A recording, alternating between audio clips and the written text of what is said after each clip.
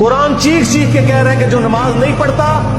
اللہ کے ہاں وہ مسلمان نہیں ہے۔ صحیح مسلم میں یہ حدیث لکھی ہے 246 کہ بندے کے کفر اور ایمان، شرک اور اسلام کے درمیان فرق کی نماز ہے۔ یہ حدیث مسلم میں ہی لکھی رہ گئی کہ ابن مسعود رضی اللہ تعالیٰ عنہ کہتے ہیں کہ جماعت کے ساتھ نماز پڑھنا یہ سنت خدا ہے،